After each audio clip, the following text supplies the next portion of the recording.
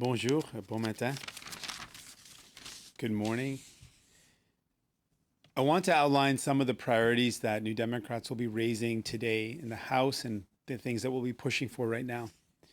First off, it is the year anniversary for the release of the Murdered Missing Indigenous Women and Girls Calls for Justice. I remember sitting in the room when the calls for justice were announced and thinking these are powerful announcements, these are powerful demands for justice, and that the government must respond.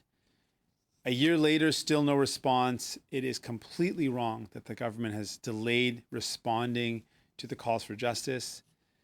It is always the right time to do the right thing. The government doesn't need to plan this out and find the best time to do it. It is always the right time to do the right thing. And I call on the government to immediately respond to those calls for justice and to release what they're going to do.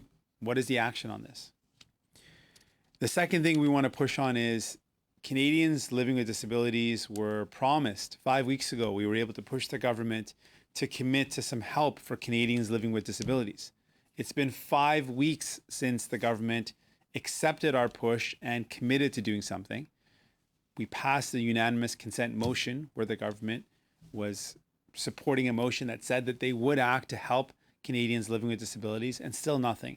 And it's important to note, since the beginning of this pandemic, Canadians living with disabilities have received no help, no additional help, despite the fact that their cost of living has gone up. There's more challenges, and they've still not received any additional help. And finally, I want to put our voice on the table as New Democrats, raise our concerns about the Prime Minister's decision to withdraw military from long-term care homes. I know that our Canadian forces are stretched thin, that they are feeling burnt out, and I want to acknowledge their incredible work. I want to thank them for their work, but we still need them. It would be the irresponsible thing to do to withdraw Canadian forces from long-term care homes when there is still not sufficient human resources in place, there's not enough staffing in place to give those seniors the care they need. And so in a pandemic, when the most vulnerable are at risk, seniors particularly are at risk, to withdraw the armed forces now would be the wrong thing to do. So we're calling on the government to overturn that decision and instead continue the laser mission until there's a time when the adequate staffing is in place. Donc, il y a trois choses qu'on va pousser aujourd'hui, trois priorités pour nous comme néo-démocrates. Premièrement, c'est le premier anniversaire du rapport des femmes, filles autochtones assassinées et disparues. Je me souviens le moment dans la Chambre où quand les femmes autochtones ont présenté leur demande pour la justice, et c'est 1 an et le gouvernement n'a pas agi, c'est inacceptable. Et le gouvernement doit agir, doit montrer c'est quoi le plan de match, c'est quoi le plan de répondre et aussi aux demandes des femmes autochtones, de communautés autochtones. Deuxièmement, ça fait 5 semaines que le gouvernement s'est engagé à livrer de l'aide pour les Canadiens qui vivent avec un handicap. 5 semaines et pas d'action. On a poussé le gouvernement de s'engager, de faire quelque chose pour aider les personnes qui vivent avec les handicaps. Pendant toutes ces pandémies, les personnes qui vivent avec un handicap n'ont pas reçu aucune sou d'aide supplémentaire. Et pendant toutes ces pandémies, on sait que le coût de vie, ça augmente, c'est plus difficile. Donc, ils ont besoin d'aide. On va pousser le gouvernement pour livrer cette aide pour continuer à aller de l'avant avec la promesse qu'ils ont fait. On a poussé le gouvernement de faire cette promesse et on va pousser le gouvernement de livrer la marchandise. Et finalement, le Premier ministre Trudeau a dit qu'il va retirer les forces canadiennes des centres des soins de longue durée. Je pense que c'est une décision irresponsable. À cause du fait qu'il y a une pénurie de main-d'œuvre dans les centres des soins de longue durée, on n'a pas les ressources humaines adéquates ou suffisantes pour livrer les services pour les plus vulnérables dans notre société, nos aînés.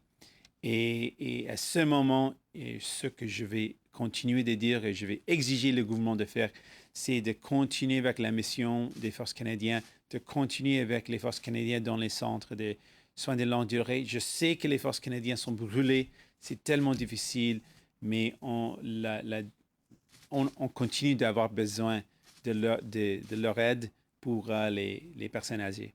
Donc, ce sont les 3 enjeux qu'on va pousser aujourd'hui et sont les priorités pour nous. Merci, and if there's any questions, I'm ready to take those now.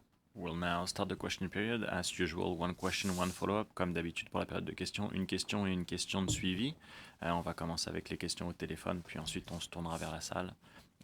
Operator, first question on the phone. Thank you. Merci. Press star 1 for questions. Faites étoile 1 pour toute question. Première question, Christian Noël, Radio-Canada. À vous. Bonjour, M. Singh. Bonjour, Quand M. vous parlez du premier anniversaire, bonjour. Quand vous parlez du premier anniversaire des femmes autochtones disparues ou assassinées, le gouvernement n'a pas agi, c'est inacceptable. Vous voulez qu'il fasse quoi? Je veux qu'il réponde. Premièrement, il doit répondre aux demandes des communautés autochtones, des femmes et filles autochtones assassinées et disparues. Ils ont présenté leurs demandes pour la justice. Le gouvernement doit répondre. Et ce qu'on sait à ce moment, le gouvernement dit qu'ils ne vont pas répondre. Et pour moi, c'est inacceptable. Pour la communauté autochtone, c'est inacceptable. C'est pas quelque chose qu'il doit faire. Il doit agir. Il doit montrer leur plan de match. Et on va pousser le gouvernement de répondre. Je comprends bien. Dans le fond, laissez-moi préciser ma question. Dans sa réponse, vous voulez qu'il fasse quoi? Je pense qu'ils suivent les demandes. Il y a des demandes claires. Par exemple, la communauté autochtone, dans le rapport, ils ont dit qu'il faut avoir une approche coordonnée avec les policiers pour répondre aux enquêtes ou quand une femme autochtone est assassinée ou disparue. Ils ont parlé de l'importance d'avoir accès aux services essentiels comme le transport en commun. Ils ont parlé des manques de ressources pour le travail. Ils ont parlé de l'importance des logements abordables. Donc, on veut voir une réponse à tous ces sujets, tous les sujets que les femmes et filles, les femmes dans cet rapport qu'ils ont montré, qu'ils ont demandé. On veut voir une réponse, on veut voir un engagement de prendre l'action, de faire quelque chose pour régler la situation. La communauté autochtone a montré ce qu'il faut faire. C'est maintenant le temps pour le gouvernement de montrer qu'ils sont prêts d'agir, de répondre aux besoins de la communauté. Opérateur, prochaine question au téléphone. Thank you. Merci. Next question, Cormac McSweeney, 680 News. Line open.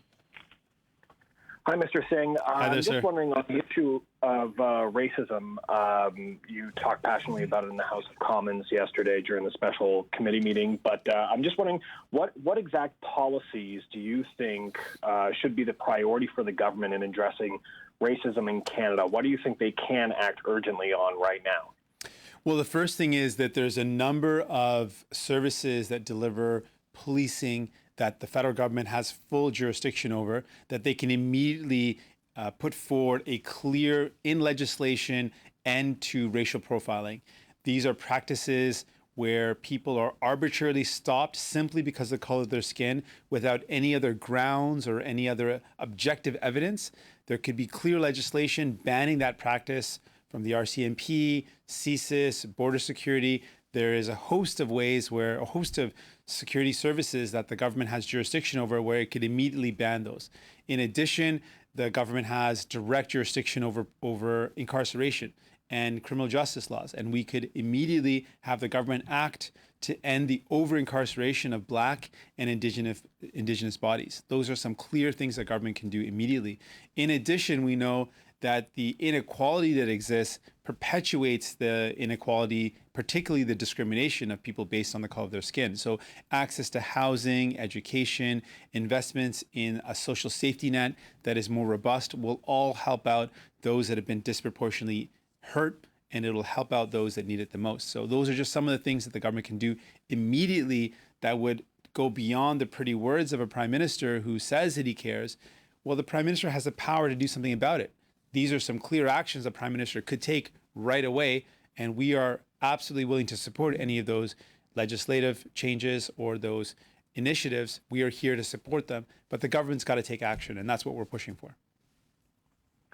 And just as a follow-up, the Prime Minister, when asked about the actions and comments of U.S. President Donald Trump, who is back on Twitter today, describing demonstrators as killers, anarchists, and thugs, the Prime Minister left a long pause and said that Canadians are watching in horror at what is happening in the U.S., but he did not mention Trump by name. I'm wondering what your response is to that and what the impact would be for Canada if the Prime Minister was more forceful on Donald Trump.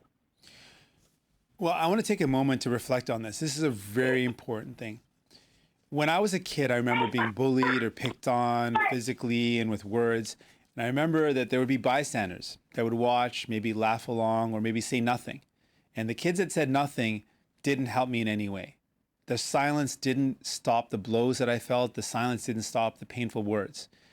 It is important, it is vitally important that people are not passive bystanders.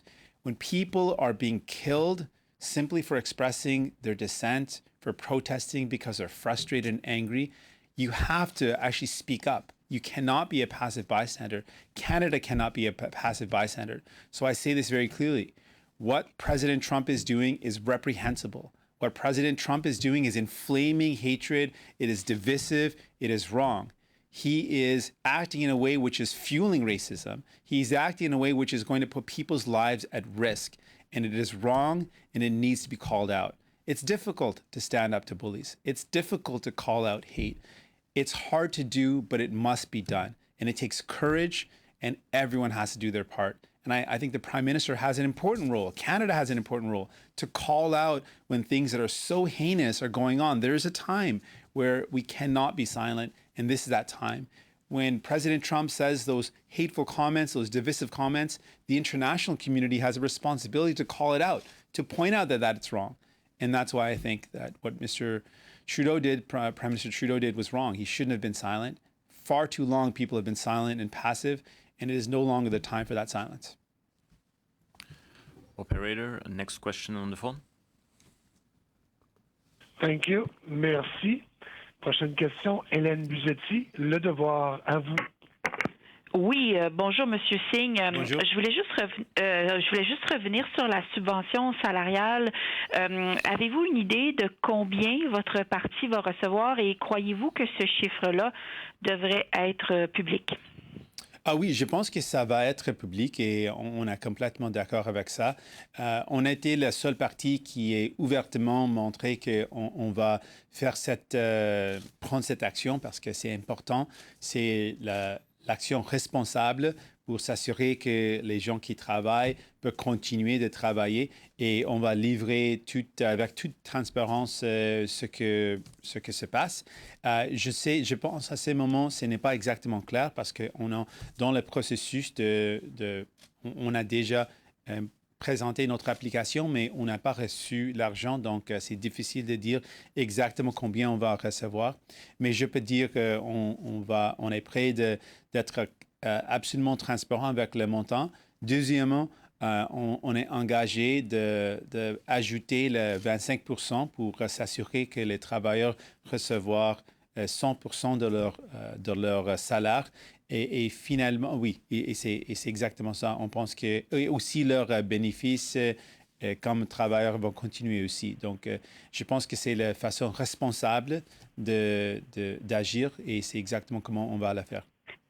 Vous dites, oui, ça va être rendu public. Est-ce que, juste pour préciser votre pensée, pensez-vous que les partis politiques doivent d'emblée rendre public ce chiffre ou est-ce que vous faites référence au fait que les processus, soit du ministère, soit d'Élections Canada, feront en sorte qu'éventuellement, ça sera public?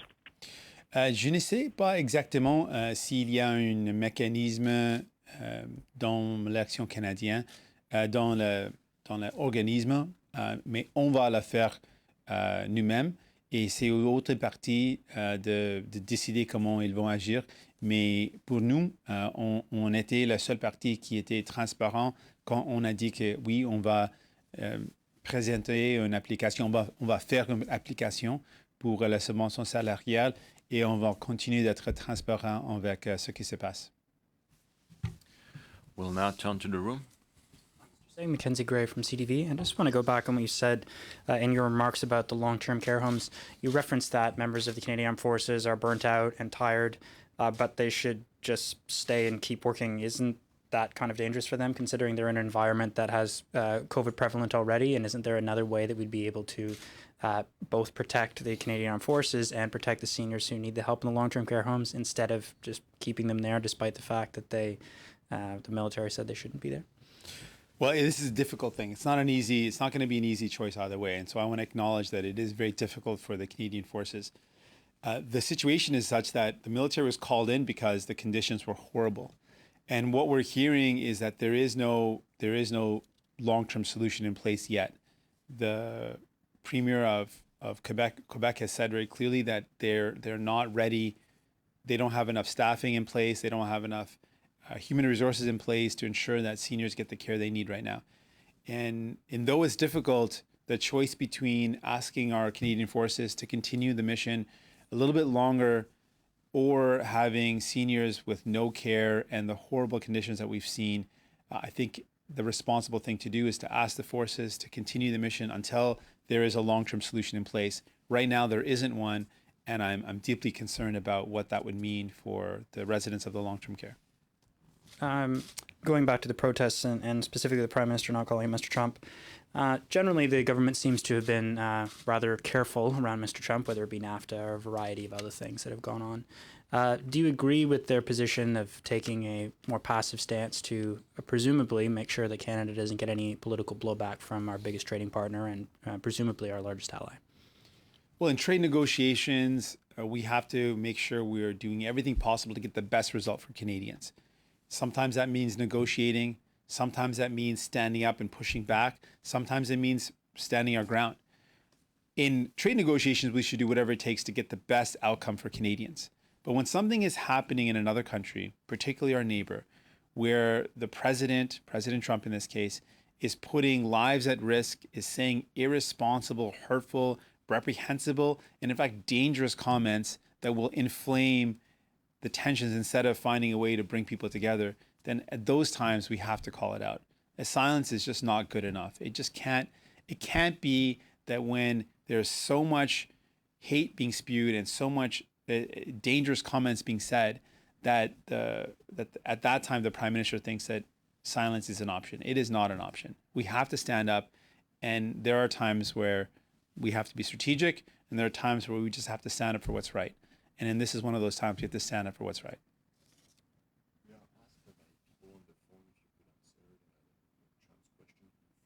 Sure. Oui. Je vais faire la question, je vais essayer de faire la même question, de répondre à la même question en français.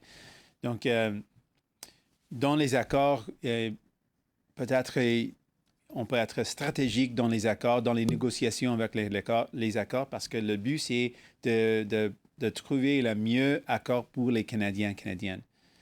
Mais quand on parle des mots qu'un président utilise qui divise la population, qui augmente la haine, la silence, ce n'est pas une option. C'est tellement important qu'on n'est pas passif, on n'est pas silent. C'est important qu'on parle, qu'on tenir debout, qu'on donne des paroles pour faire face à cette forme d'intimidation. Et quand le président des États-Unis, M. Trump, dit les choses pour inflammer la situation, le Premier ministre du Canada a une responsabilité de dire non, ce n'est pas acceptable, c'est répréhensible, ça va continuer la violence et ça va augmenter la violence. Ce qu'il faut faire, c'est de trouver des façons de rassembler les gens et d'accepter et reconnaître la frustration des gens. Et ce que le président Trump a dit, c'est complètement tort. Il a tort. Et le premier ministre Trudeau a la responsabilité de dire quelque chose. We'll turn back to the phone. Opérateur, prochaine question au téléphone. Thank you. Merci. The next question, Stephanie Levitz, the Canadian Press, line open. Good morning, Mr. Singh. Good morning. I wanted to return back to the missing and murdered Indigenous women and girls. Yes. You're calling for the government to act on the report and follow up. One of the ways you could force the government to do that, perhaps, would be through a motion in the House of Commons or using some of the legislative tools available to you, but you've decided, your party, that you don't need Parliament to return. Can you reconcile those two things? We have a lot of tools right now. I'm going to be going to the House in a short period of time where I'll be asking questions directly to the government.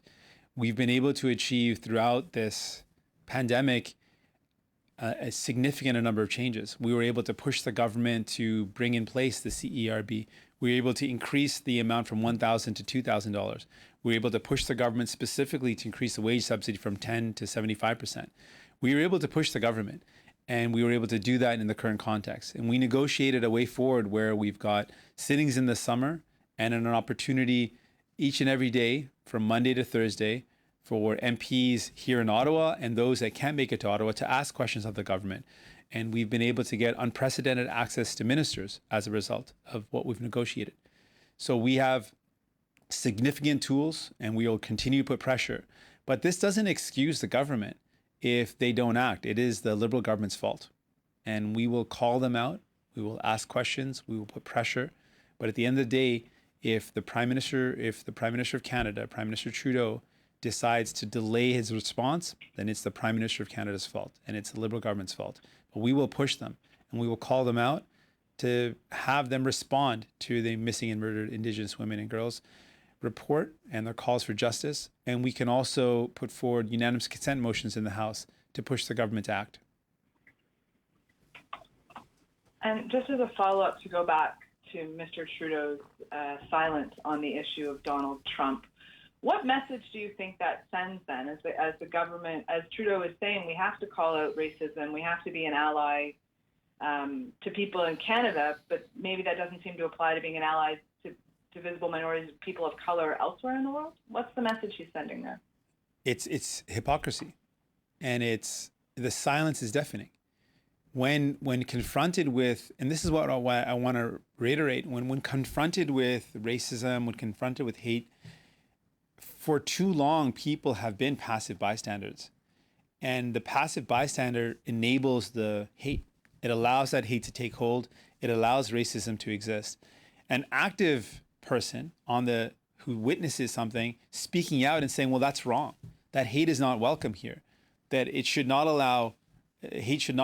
be allowed to have any sun, any light, any oxygen to breathe. Hate should be stifled and silenced. And so that's why it's so important to speak up. It's important because that's what's happened for too long. People have been silent in the face of racism, in the face of hate. And it is wrong to be silent.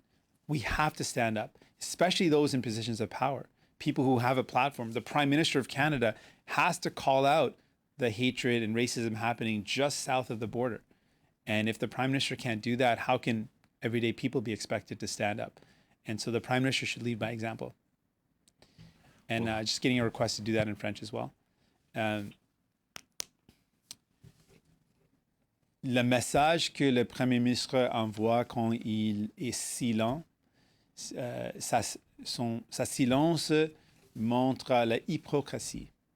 Parce que comment est-ce que le Premier ministre peut dire aux gens, vous devez tenir debout à la haine, mais en même temps, il reste silent quand la haine et le racisme existent avec les propos dangereux du président Trump.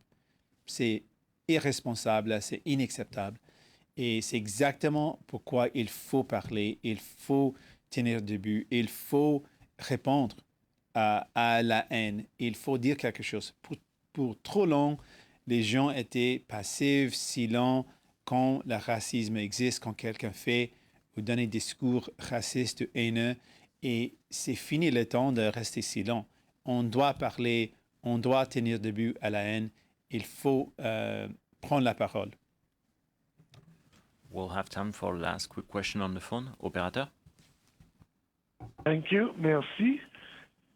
Prochaine question, Émilie Bergeron, Agence QMI. À vous. Oui, bonjour, M. Singh. Bonjour. J'aimerais revenir sur votre critique par rapport au prolongement de la mission dans les CHSLD. Je veux juste préciser votre demande. Est-ce que c'est que le prolongement soit jusqu'au 15 septembre, comme le demande Québec, ou simplement qu'elle soit prolongée un certain temps, mais pas nécessairement jusqu'au 15 septembre, parce qu'on a entendu le ministre Sajjan dire qu'avec les effectifs en place, avec la même intensité, ce ne serait pas possible de prolonger jusqu'au 15 septembre. Premièrement, je veux dire que c'est une situation tellement difficile. Ce n'est pas facile de dire ce que je vais dire. Je comprends qu'il y a des grands défis pour les forces canadiennes. Je sais qu'ils sont brûlés. Mais c'est quoi l'autre option? Si on a une situation, et oui, on a cette situation où les plus vulnérables dans notre société, dans les centres de soins de longue durée, n'ont pas les ressources humaines adéquates de livrer les services pour leur garder en santé, comment on peut dire aux forces canadiennes qu'il faut retirer les forces quand on sait qu'il n'y a pas suffisamment de ressources humaines pour aider nos aînés?